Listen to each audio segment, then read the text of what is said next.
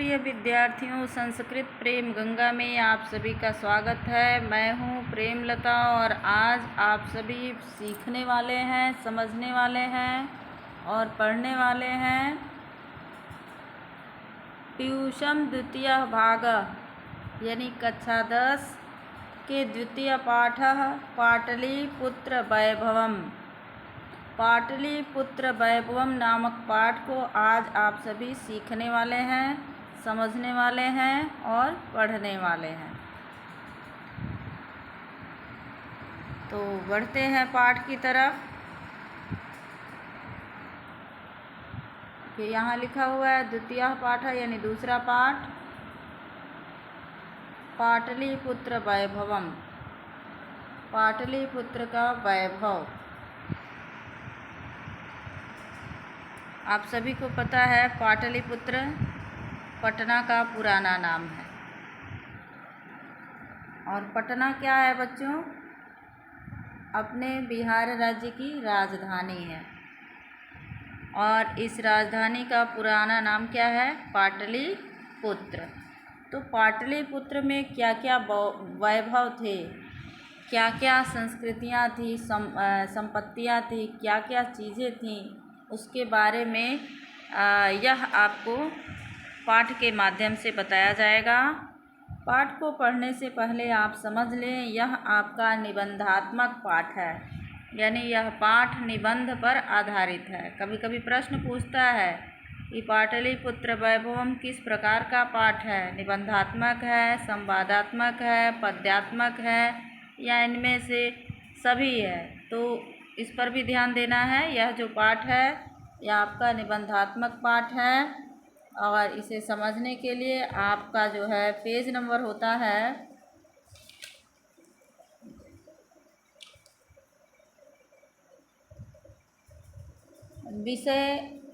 विषयानुक्रमणिका में जब आप जाएंगे पाठ 2 वहाँ पर देखेंगे तो पेज नंबर आपका होगा 15 और वहाँ पे लिखा होगा पाठ 2 पाटलिपुत्र वैभवम निबंध। निबंधा करके ब्रैकेट में दिया है, पृष्ठ संख्या 8 से 16 पृष्ठांका में। ठीक है। तो अगर किसी ने पूछ दिया कि पाटलिपुत्र वैभवम या परीक्षा में पूछ दे किस प्रकार का पाठ है, तो यह आपका निबंधात्मक पाठ है। चलिए, यहाँ तक समझ में तो आ गया होगा आप लोग को। पाठ के परिचय में क्या है, क्या कह रहा है पाठ का परिचय, उस पर थोड़ा सा ध्यान देना है। पाठ का परिचय करा रहा है बिहार राज्यस्य राजधानी नगरम पाटलिपुत्रम सर्वेषु कालेषु महत्वं धारयत्। अस्य इतिहासः सार्धसहस्रद्वयवर्षपरिमितः वर्तते। अत्र धार्मिकक्षेत्रं, राजनीतिक्षेत्रं, उद्योगक्षेत्रं च विशेषेण ध्यानाकर्षकम्। वैदेशिकाः यात्रिणः मेघास्थनीज फाह्यान् हुयेन्सांग इत्सिंह प्रभृतयः पाटलिपुत्रस्य वर्णनं स्व संस्मरण ग्रन्थेषु चक्रुः। पाठेऽस्मिन् पाटलिपुत्र वैभवस्य सामान्यः परिचयो वर्तते। बच्चों, इसे एक बार 2 बार आप पढ़ेंगे ना तो खुद ब खुद आपको इसका अर्थ समझ में आने लगेगा, क्योंकि जैसे आप पढ़ेंगे आपको विभक्ति की पहचान होगी। जैसे विहार राज्यस्य षष्ठी विभक्ति, राजधानी नगरम प्रथमा विभक्ति, पाटलिपुत्रम प्रथमा विभक्ति, सर्वेषु कालेषु सप्तमी विभक्ति। तो इस तरह से जब आप पढ़ते जाएंगे तो आपको जब विभक्ति का ज्ञान होगा तो ऑटोमेटिक आपको जो है हर वाक्य का अर्थ समझ में आने लगेगा। चलिए अर्थ को समझते हुए आगे बढ़ते हैं। बिहार राज्य के राजधानी नगर पाटलिपुत्र सभी कालों में यानी सभी समयों में महत्वशाली रहा है। अस्य इतिहास यानी इसका इतिहास सार्ध सहस्त्र द्वय वर्ष। सार्ध मने होता है आधा, सहस्त्र मने 1000, तो 1000 का आधा 500 कर दीजिए। यहाँ दिया है द्वय वर्ष परिमितः, यानी 2000 प्लस 500, यानी 2500 वर्ष लगभग है। किसका इतिहास है? यानी पाटलिपुत्र का इतिहास लगभग, उसे आप 2500 वर्ष कहिए या 2500 वर्ष लगभग इसका इतिहास है। यहाँ धार्मिक क्षेत्र, अत्र धार्मिक क्षेत्रम, यानी यहाँ धार्मिक क्षेत्र में भी, यानी धार्मिक स्थान में भी, राजनीति क्षेत्र में भी, च उद्योग क्षेत्रम, यानी औद्योगिक क्षेत्र में भी विशेषेण ध्यानाकर्षकम। यहाँ धार्मिक स्थान, राजनीतिक स्थान और औद्योगिक स्थान भी विशेष तौर से ध्यान को आकर्षित करता है। अगली लाइन है, वैदेशिका यात्रिणः मेघास्तनीज फाह्यान् ह्वेन्सांग इत्सिंह प्रभृतयः पाटलिपुत्रस्य वर्णनं स्व संस्मरण ग्रंथेषु चक्रुः। वैदेशिका माने विदेश से आए हुए, विदेशी यात्रियों में मेघास्तनीज, फाह्यान, ह्वेन्सांग, इत्सिंह आदि ने पाटलिपुत्र के वर्णन को अपने अपने संस्मरण ग्रंथों में लिखा है। पाठे अस्मिन् पाटलिपुत्र वैभवस्य सामान्यः परिचयो वर्तते।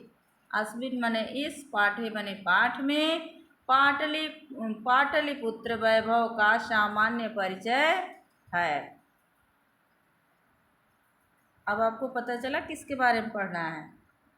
आपको पढ़ना है बिहार के राजधानी पाटलिपुत्र के बारे में, जिसका लगभग 2500 साल पहले का इतिहास है, जो अपने समय में धार्मिक क्षेत्र में भी, राजनीति के क्षेत्र में भी, उद्योग के क्षेत्र में भी विशेषता को प्राप्त किया हुआ है। और इसका प्रमाण है, प्रमाण क्या है? जो भी विदेशी यात्री आए हैं, चाहे वो मेघास्तनीज हो, फाह्यान हो, ह्वेन्सांग हो या इत्सिंह हैं, अपने अपने रचनाओं में इन्होंने पाटलिपुत्र के वर्णन को लिखा है। और इस पाठ में पाटलिपुत्र का ही सामान्य परिचय दिया जा रहा है। चलिए बढ़ते हैं हम अगले अनुच्छेद की तरफ या पैराग्राफ की तरफ। चलिए, कर प्राचीनेषु भारतीयेषु नगरेष्वन्यतम पाटलिपुत्रं नुगंगा वसतिचित्रं महानगरं बभूव। तद्विषये दामोदरगुप्तो नाम कविः कुटनीमताख्ये काव्ये कथयति। क्या कहा है भाई दामोदर गुप्ता जी ने?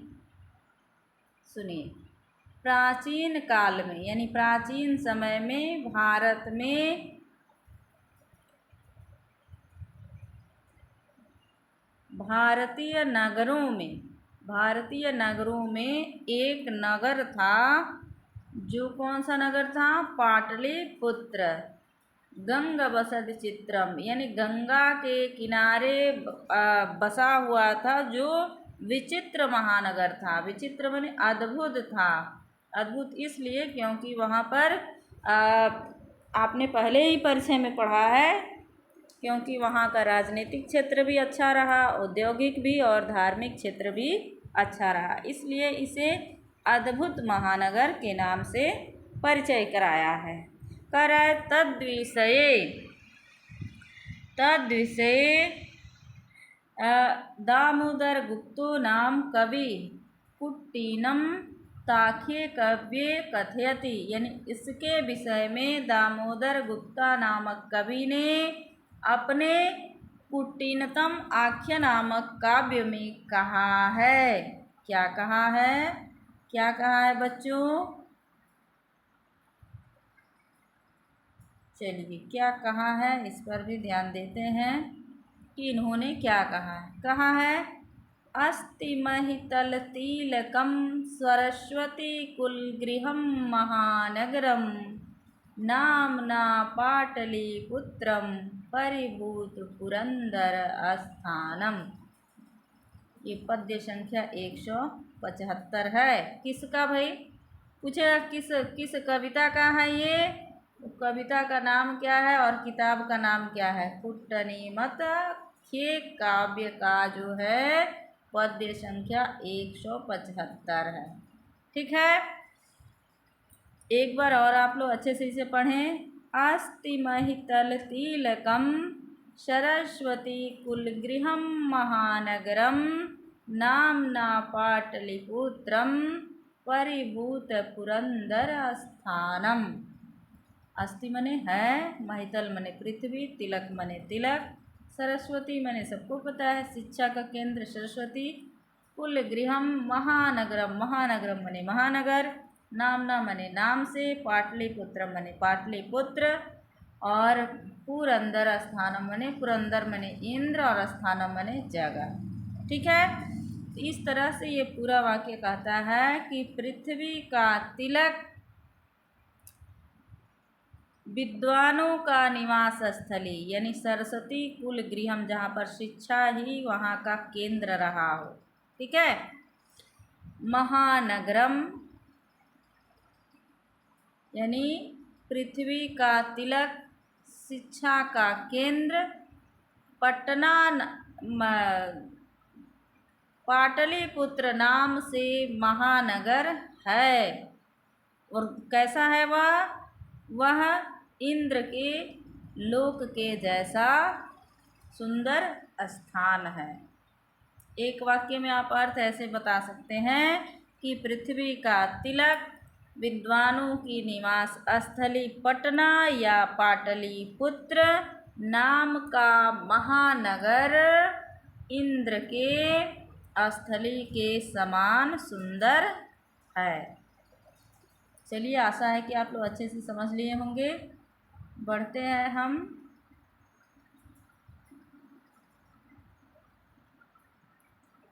अगले पैराग्राफ की तरफ।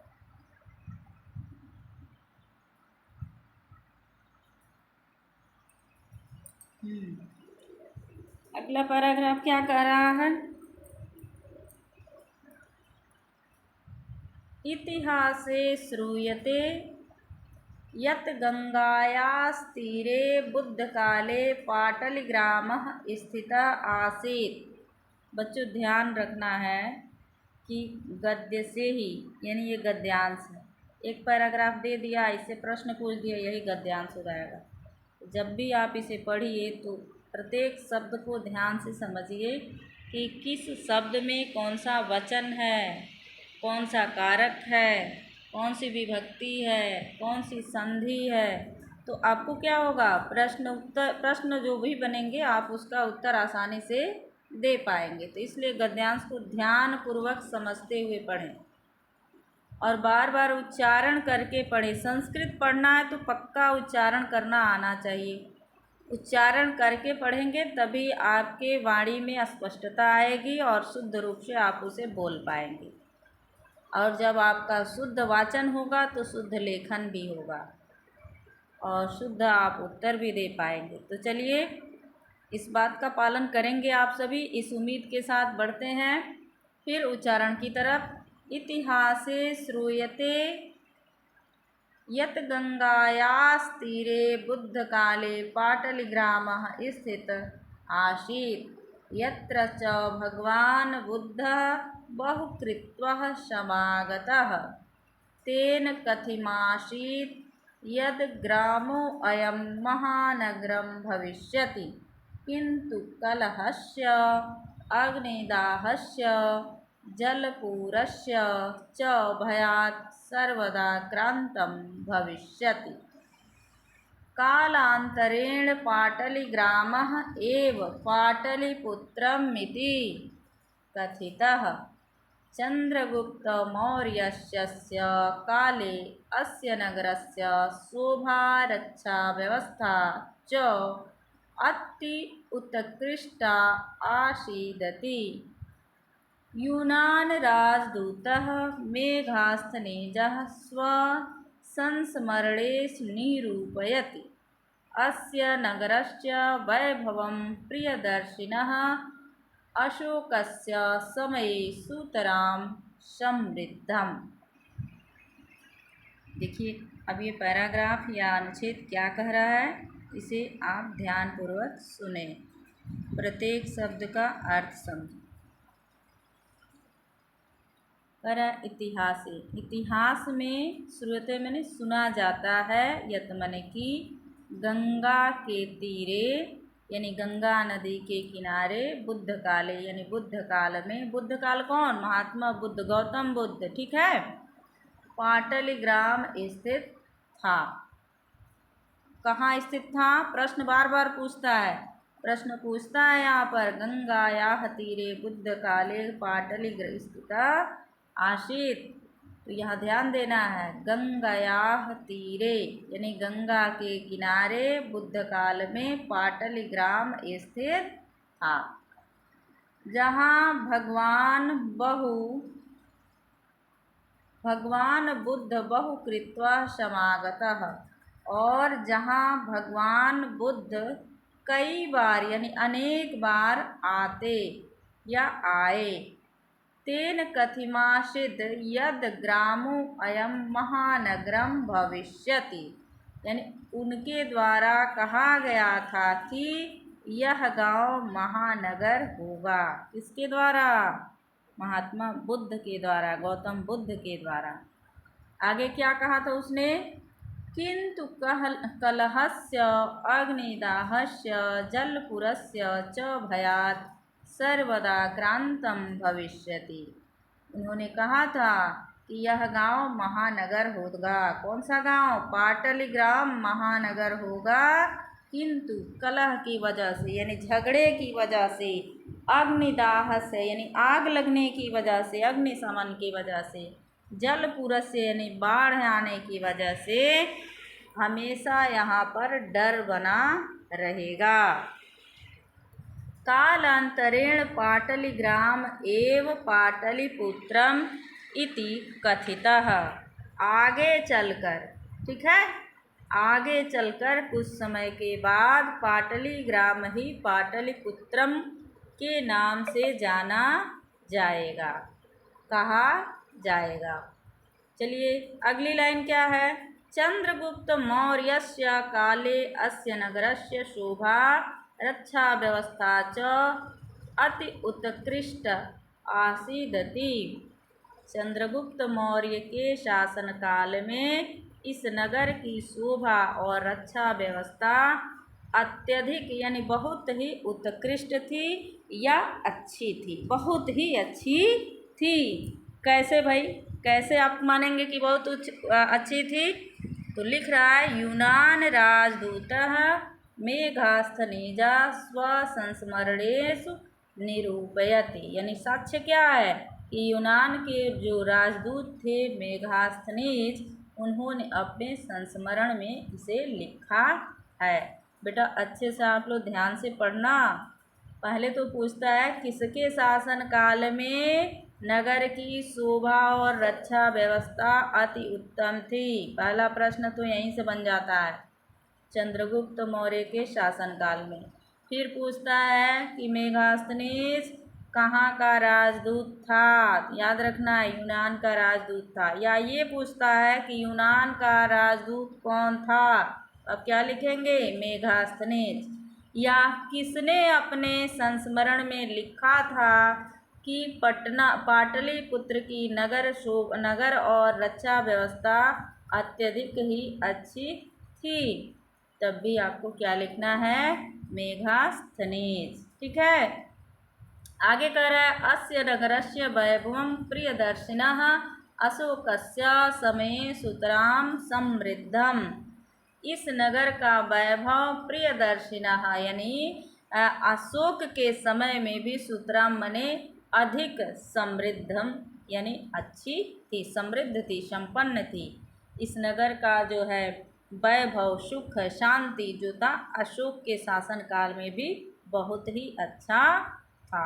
तो यहाँ से भी प्रश्न पूछता है कि अशोक के शासन काल में पाटलिपुत्र नगर की व्यवस्था कैसी थी। प्रश्न हिंदी में भी आता है और प्रश्न संस्कृत में भी पूछता है। आपको समझने की आवश्यकता है कि आपको कैसे उत्तर देना।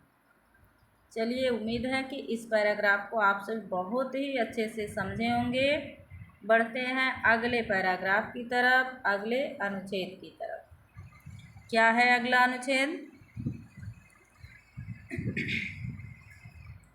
अगला अनुच्छेद कह रहा है कि बहुकालं पाटलिपुत्रस्य प्राचीना सरस्वती परंपरा प्रावर्तत इति राजशेखरः स्वकाव्यमीमांसा नामके कविशिक्षा प्रमुखे ग्रंथे सादरं स्मरति।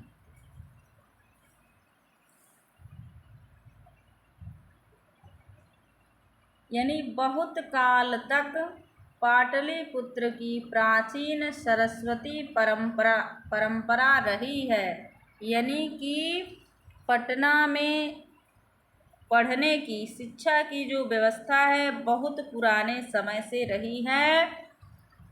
इसका वर्णन राजशेखर अपने काव्य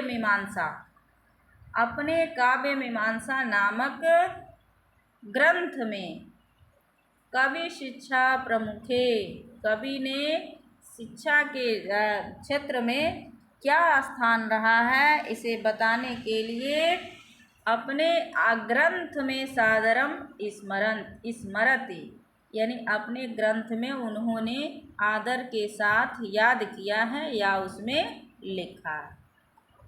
यहाँ से एक प्रश्न बनेगा, राजशेखर की रचना का नाम बताइए। क्या होगा?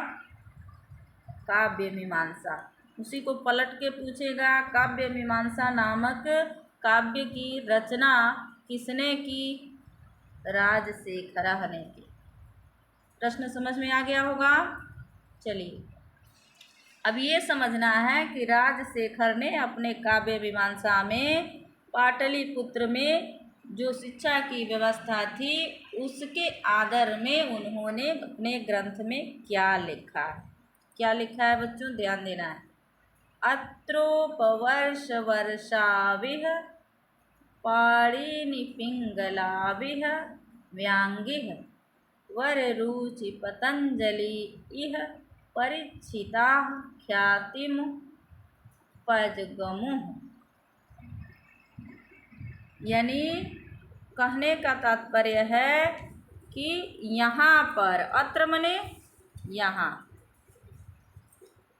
अत्र मने यहाँ, उप वर्ष और वर्ष, यहाँ वर्ष उपवर्ष पाणिनि और पिंगल ने, वररुचि और पतंजलि ने इस पाटलिपुत्र में परीक्षिता ख्याति, यानी यहीं से ज्ञान अर्जित करके, शिक्षा ग्रहण करके अपने अपने क्षेत्र में ख्याति को प्राप्त किया है। किसकी किसकी क्या ख्याति है आप लोग उसके बारे में समझ लें थोड़ा सा। पाणिनि को संस्कृत भाषा का जनक भी कहा जाता है और पाणिनि को अष्टाध्यायी के रचयिता भी कहा जाता है, या पाणिनि को वैयाकरण भी कहा जाता है, यानी व्याकरण के जन्मदाता। उसी तरह से वररुचि क्या है? वार्तिकार हैं। पतंजलि योग सूत्र के बारे में जाने जाते हैं। तो ये कहने का मतलब है कि ये जितने भी ख्याति प्राप्त जो लोग हैं, चाहे पाणिनि हो, चाहे वर्ष हो, चाहे उपवर्ष हो, चाहे पिंगल हो, चाहे वररुचि हो, जिनको कात्यायन के नाम से भी जाना जाता है, या पतंजलि, इन्होंने सभी लोगों ने इस पाटलिपुत्र में ही इस यहाँ से शिक्षा प्राप्त करके अपने अपने नाम का, यश का जो है प्राप्ति किया हुआ है। तो इससे यह जानकारी प्राप्त होती है कि पाटलिपुत्र में शिक्षा का बहुत बड़ा केंद्र था, जहाँ से इतने यशस्वी लोग जो है अपने देश में यश को प्राप्त किए हुए। चलिए बढ़ते हैं अगले पैराग्राफ। अब अगला पैराग्राफ क्या कह रहा है? कतिपयेषु प्राचीन संस्कृत ग्रंथेषु पुराणादिषु पाटलिपुत्रस्य नामान्तरं पुष्पपुरं कुसुमपुरं वा प्राप्यते। अनेन ज्ञायते यत् नगरस्यास्य समीपे पुष्पाणां बहुलम् उत्पादनं भवति स्म। पाटलिपुत्रम् इति शब्दोऽपि पाटलपुष्पाणां पुत्तलिकारचनामाश्रित्य प्रचलितः। शरत्काले नगरे अस्मिन् कौमुदीमहोत्सवः इति महान् समारोहः गुप्तवंशशासनकाले अतीव प्रचलितः। तत्र सर्वे जनाः आनन्दमग्नाः अभूवन्। सम्प्रति दुर्गापूजावसरे तादृश एव समारोहः दृश्यते।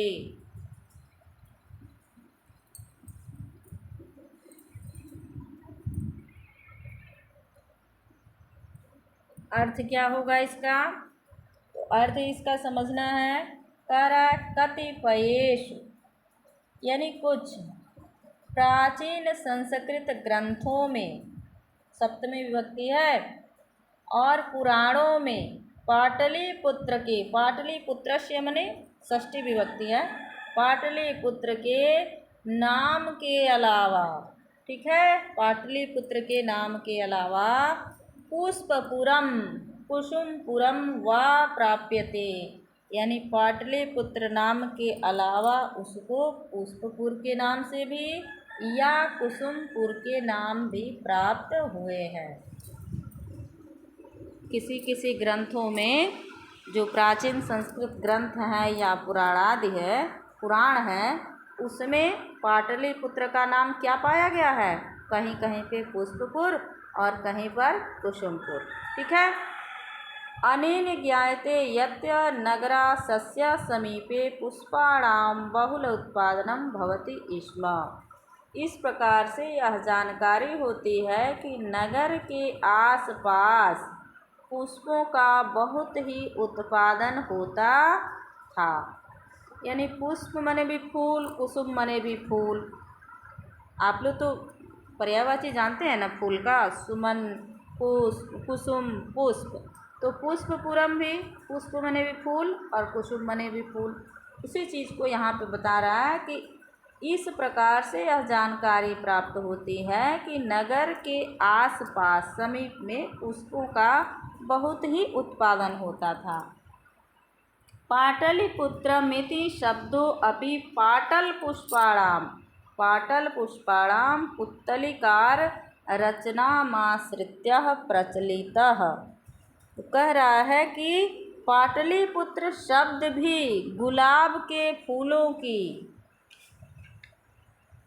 गुड़िया रचना लेकर प्रचलित हुआ। जैसे यहाँ पे दिए हैं पाटलिपुत्रम इति शब्द अपि, यानी शब्द भी, पाटलिपुत्र शब्द भी जो है वो पाटल पुष्पम किसको कहते हैं? गुलाब के फूल को। गुलाब के फूल को पुत्तलिकार चरितम आश्रिता प्रचलता, यानी गुलाब के फूल की गुड़िया के नाम से जो है लेकर के प्रचलित हुआ। शरत्काले नगरे अस्मिन् कौमुदी महोत्सवः इति महान् समारोहः गुप्तवंशशासनकाले अतीव प्रचलिता। कर शरत काल में इस नगर में, किस नगर में? पाटलिपुत्रम नगर में कौमुदी महोत्सव महान समारोह के रूप में गुप्त वंश के शासन काल में ही बहुत ही प्रचलित था। अब देखिए, ये एक तरह का पर्व है, उत्सव है, त्यौहार है। इसका नाम क्या है? कौमुदी महोत्सव। अब किसके शासनकाल में मनाया जाता था? गुप्त वंश के शासनकाल में। कई बार पूछता है ये प्रश्न, बार बार पूछता है। चाहे आप मासिक परीक्षा दीजिए, चाहे आप त्रैमासिक परीक्षा दीजिए, चाहे आपका जो है अर्धवार्षिक परीक्षा हो या वार्षिक परीक्षा हो, ये प्रश्न ही नहीं, ये पूरा पाठ ही महत्वपूर्ण है, क्योंकि आप जिस राज्य में पढ़ाई कर रहे हैं उस राज्य की राजधानी का इसमें पूरा वर्णन है। तो इसलिए इस पाठ के प्रत्येक शब्द को गहराई से समझते हुए उसका उत्तर भी अपने आप में सीखते जाइएगा। प्रश्न पूछता है, गुप्त वंश के शासन काल में कौन सा त्यौहार मनाया जाता था, या कौमुदी महोत्सव किस वंश के शासन काल में मनाया जाता था?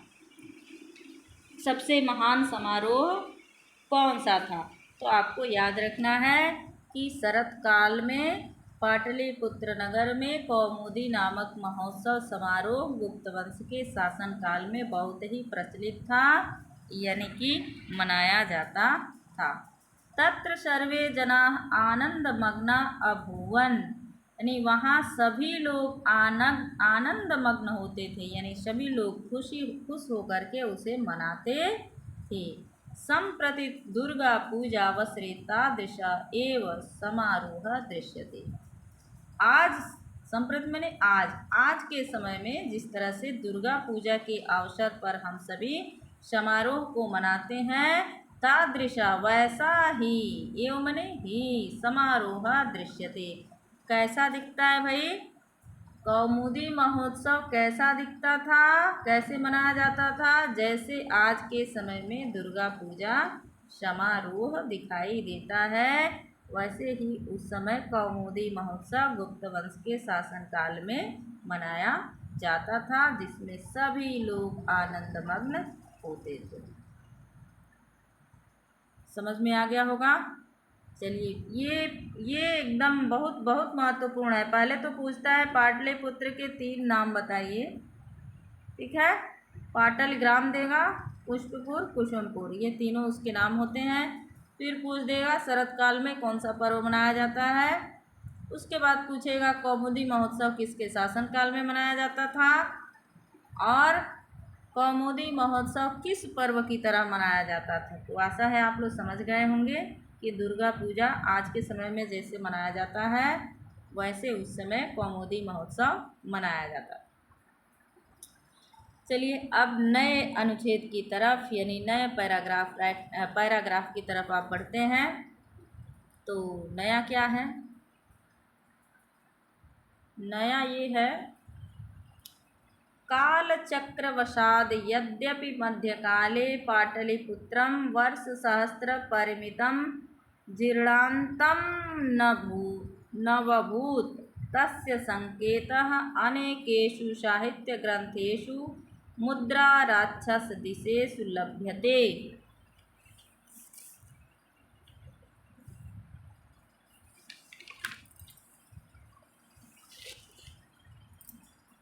मुगलवंशकाले अस्य नगरस्य समुद्धारो जातः। आङ्ग्लशासनकाले च पाटलिपुत्रस्य सुतरां विकासो जातः। नगरमिदं मध्यकाले एव पट्टनेति नाम्ना प्रसिद्धमगात्। अयं च शब्दपत्तनमिति शब्दात् निर्गतः। नगरस्य पालिका देवी पट्टनदेवीति अद्यापि पूज्यते।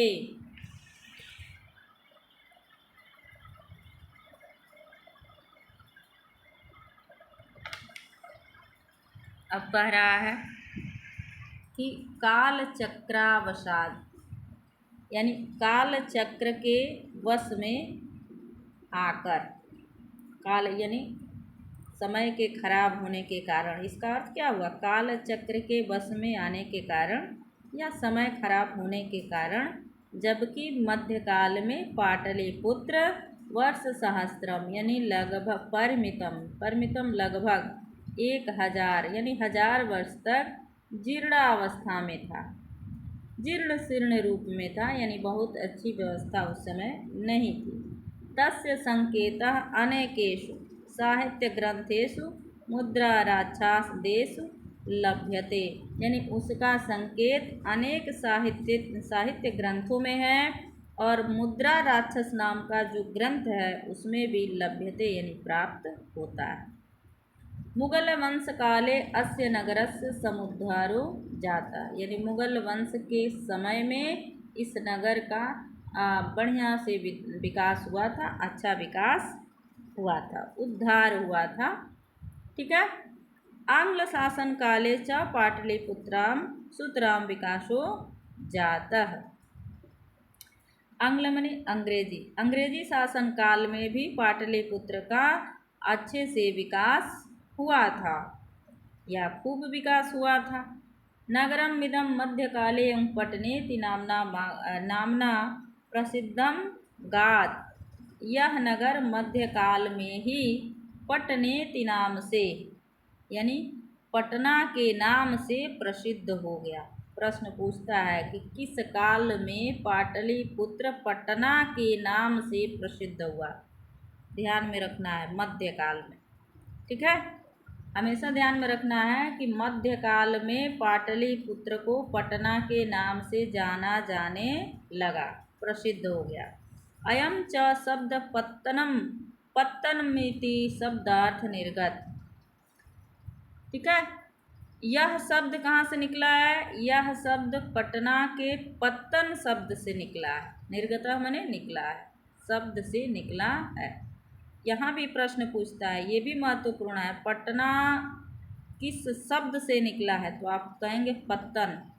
पत्तन में क्या आएगा? केवल ये आएगा पतन, पत्तन। ठीक है, तो के ऊपर ऐसे है, ऐसे रहेगा। ठीक है, पत्तन,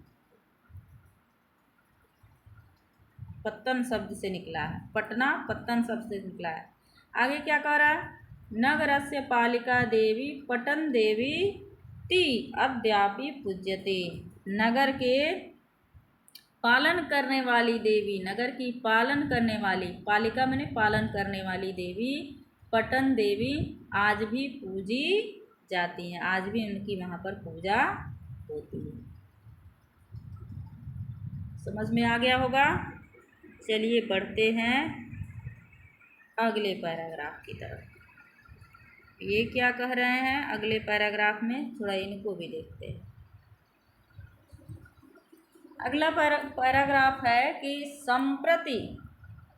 संप्रति पाटलिपुत्र पटना नाम नगरम अति विशालम वर्तते, विहारस्य राजधानी चास्ति, अनुदिनं नगरस्य विस्तारं भवति, अस्योत्तरस्यां दिशि गंगा नदी प्रवहति, तस्या उपरि गांधी सेतुर्नाम एशिया महादेशस्य दीर्घतम सेतुः, किंच रेलयान सेतुरपि निर्मयमानो वर्तते। नगरे अस्मिन् उत्कृष्टः संग्रहालयः, उच्च न्यायालयः, सचिवालयः, गोलगृहं, तारामण्डलं, जैविकोद्यानं, मौर्यकालिकः अवशेषः, महावीरमन्दिरम् इत्येते दर्शनीयाः सन्ति। प्राचीनपटनानगरे सिक्खसम्प्रदायस्य पूजनीयं स्थलं दशमगुरोः गुरुगोविन्दसिंहस्य जन्मस्थानं गुरुद्वारेति नाम्ना प्रसिद्धं वर्तते। तत्र देशस्यास्य तीर्थयात्रिणः दर्शनार्थमानयायन्ति। अब देखिए, आज के समय में पटना क्यों प्रसिद्ध है और पटना में क्या क्या चीज़ें हैं जो महत्वपूर्ण हैं, उसके बारे में इस पूरे पैराग्राफ में वर्णन किया गया है। कह रहा है संप्रति मने आजकल, संप्रति मने आजकल, पाटलिपुत्रम यानी पटना नाम का जो नगर है बहुत ही बड़ा है। अति विशालम, अति विशालम मने बहुत बड़ा है, बिहार की राजधानी है। ठीक है। अनुदिनम या आए दिन नगर का विस्तार होता है, हो रहा है, लगातार नगर बढ़ रहा है, यानी पटना लगातार बढ़ता जा रहा है। अस्योत्तरस्याम यानी इसके उत्तर दिशा में गंगा नदी प्रवहती यानी गंगा नदी बहती है। आगे क्या कह रहे हैं? तस्या ऊपर, उसके ऊपर, किसके ऊपर, गंगा नदी के ऊपर, गांधी सेतुर्नाम एशिया महादेशस्य दीर्घतम सेतु किंच रेलयान सेतुरपि निर्मयामानो वर्तते। यानी उसके ऊपर गांधी सेतु नामक एशिया महादेश का दीर्घतम यानी सबसे लंबा, ठीक, पुल, सबसे लंबा पुल है। कई रेल पुल अभी निर्माणाधीन है, यानी अभी बन रहे हैं। नगरे अस्मिन उत्कृष्ट, नगर में, इस नगर में उत्कृष्ट है यानी बहुत ही सुंदर सुंदर है। और वो क्या है, संग्रहालय है, उच्च न्यायालय है जिसे हाई कोर्ट कहते हैं आप लोग, सचिवालय है, गोल गृह है, तारामंडल है, जैविक उद्यान है और मौर्यकालिक अवशेष भी है। मौर्य काल में जो भी अवशेष मिले थे जिसे संग्रहालय में रखा जाता है, वो सारी चीज़ें भी वहीं पे है। महावीर मंदिर है। इन सभी चीज़ों का आप दर्शन कर सकते हैं क्योंकि ये सभी चीज़ें देखने योग्य है। चलिए, प्राचीन पटना नगर में सिख संप्रदाय का पूजनीय स्थल जो 10वें गुरु गोविंद सिंह के जन्म स्थान से संबंधित, यानी गुरु गोविंद सिंह के जन्म स्थल से संबंधित गुरुद्वारा नाम से भी प्रसिद्ध है। तत्र देशस्य तीर्थ यात्रिणः, यानी वहाँ देश के और भी तीर्थयात्री दर्शन के लिए आते हैं। दर्शनार्थमम यान्ति, दर्शन के लिए आते हैं। आगे बढ़ते हैं अगले पैराग्राफ पर, तो समाप्त होने वाला है। एवं पाटलिपुत्रं प्राचीन कालात् अद्यावधि विभिन्नेषु क्षेत्रेषु वैभवं धारयति। सर्वं च संकलितरूपेण संग्रहालये दर्शनीयमिति पर्यटनमानचित्रे नगरमिदं महत्वपूर्णम्। यानी इस प्रकार से पाटलिपुत्र यानी पटना प्राचीन काल से अद्यावधि माने आज तक, विभिन्नेषु यानी विभिन्न क्षेत्रों में, सप्तमी विभक्ति है बच्चों, वैभव को धारण किया है, जिसमें पूंजीभूत रूप संग्रहालय देखने योग्य है। संग्रहालय में सारी चीज़ें आप देख सकते हैं। उसके बाद कह रहा है पर्यटन मानचित्र पर भी यह नगर बहुत ही महत्वपूर्ण है। यानी आप पर्यटक के तौर पर जाना चाहते हैं कि पटना कैसा है, पटना में क्या क्या देखने योग्य है, तो तब भी आप वहाँ पर जा कर के देख सकते हैं। इस प्रकार से बच्चों यह पाठ आज समाप्त हुआ। अब थोड़ा सा हम लोग अर्थ की ओर बढ़ें। हम देखते हैं कि बच्चे इस शब्द का अर्थ नहीं समझने चाहते हैं। इस पर थोड़ा सा आप लोग को ध्यान देना ही पड़े। थोड़ा सा नहीं भाई, पूरा मन से पढ़ो। शब्द का अर्थ नहीं पता रहेगा तो फिर तो बिना मोतियों का माला बनना असंभव है बच्चों। क्योंकि हम माला या हार तभी गूंथ सकते हैं जब हमारे पास मोतियां हैं। बिना मोतियों के हम माला नहीं बना सकते। वैसे ही बिना शब्दों के, बिना अर्थ के हम भाषा नहीं बना सकते, भाषा नहीं सीख सकते, वाक्य नहीं बना सकते। ठीक है, देखिए दिया है अन्यतमम और उसका संस्कृत में अर्थ दिया है एकतमम, और हिंदी क्या हो गया, एक। ध्यान रखना, इससे संबंधित भी प्रश्न पूछता है उसमें विकल्प में करके। दूसरा दिया है मही, मही का यहाँ पर दे दिया पृथ्वी। संस्कृत से संस्कृत में ये वाला अर्थ है, ये संस्कृत से संस्कृत में अर्थ है। ठीक है, और इधर जो भी है उस संस्कृत का हिंदी में अर्थ है।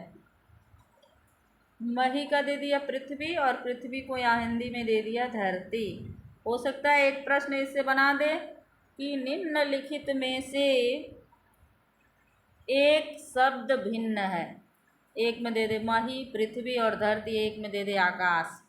तो कौन सा भिन्न हो जाएगा? आकाश। लेकिन कौन जवाब देगा? जिसको पता होगा कि पृथ्वी, मही, धरती ये तीनों ही पर्यायवाची हैं, आकाश उससे भिन्न है। तो सारी चीज़ों को समझते हुए आप लोग को पढ़ना है। यहाँ दिया है पुरंदरः, पुरंदरः मने इंद्र, और हिंदी में कर दिया है इंद्र।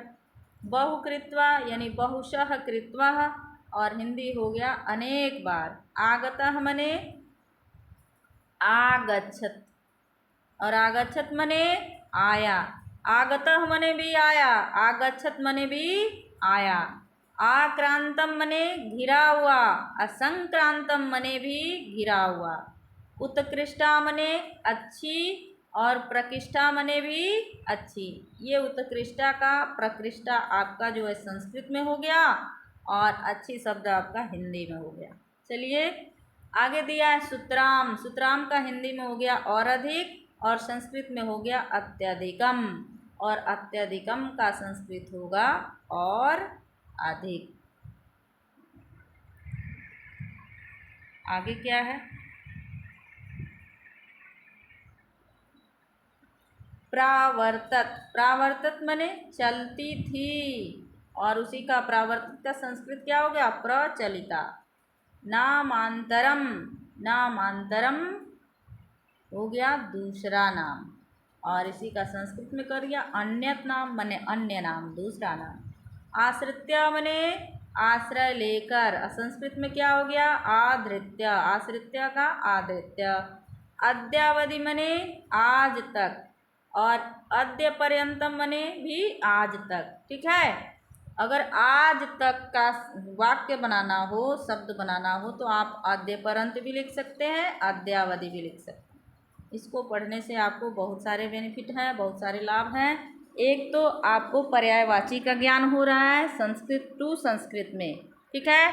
दूसरा, आप इधर हिंदी सारे शब्दों को सीखते हैं, तो जब भी आपको वाक्य बनाना हो, संस्कृत में अनुवाद करना होगा। जैसे पटना का दूसरा नाम क्या था, तो पटना शब्द आप लिख सकते हैं, दूसरा नाम का संस्कृत आपको यहाँ मिल जाएगा।